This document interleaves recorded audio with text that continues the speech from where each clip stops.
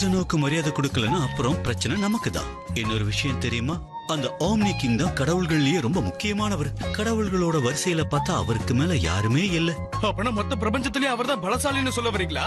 அப்படி சொல்ல வரல, ஆனா உங்கள மாதிரி ஆளுங்க ஒருத்தருடைய உடல் தோற்றத்தை வச்சு அவருடைய பலத்தை நிர்ணயிக்கிறாங்க. கிராண்ட் ஜெனோ ஒன்னும் ஃபைட்டர் கிடையாது கோகு. ஆனா சந்தேகம் இல்லாம அவர் தான் எல்லாத்துக்கும் மேல. அப்படின்னா அவருக்கு முன்னாடி நீ ஒரு தூஸ். எனக்கு சொல்ல வரீங்க? என் லாடு உங்ககிட்ட சொன்ன விஷயங்களை நீ அதுக்குள்ள மறந்துட்டியா கோகு? கிராண்ட் ஜெனோ ஒரு முடிவு எடுத்துட்டாருன்னா கொஞ்சம் கூட யோசிக்காம கண்ணுல படுறதை அழிச்சிட்டு அவர் பாட்டுக்கு போயிட்டே இருப்பாரு. அது ஒரு உயிரா இருக்கலாம், இல்லனா உலகமாவும் இருக்கலாம், கேலக்சியாவும் இருக்கலாம், மொத்த பிரபஞ்சமாவும் இருக்கலாம். அவருக்கு எதுவுமே பிடிக்கலன்னா மொத்தமா எல்லாத்தையும் அழிச்சிருவாரு. நமக்கு தெரிஞ்ச எல்லா ரியாலிட்டிஸையும். என்ன அப்படி பண்ணிருக்காரா அவரு? அப்படின்னா ஒரே காலத்துல அவர் பிரபஞ்சத்தை அழிச்சிருக்காரா?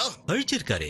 இதுக்கு முன்னாடி மொத்தம் 18 பிரபஞ்சம் இருந்தது, இப்ப வெறும் 12 தான் இருக்கு. என்னங்க சொல்றீங்க நீங்க? அப்படின்னா அந்த 6 பிரபஞ்சத்தையும் அவர் அழிச்சிட்டாரா? ஆமா, அவர் அழிச்சதுனால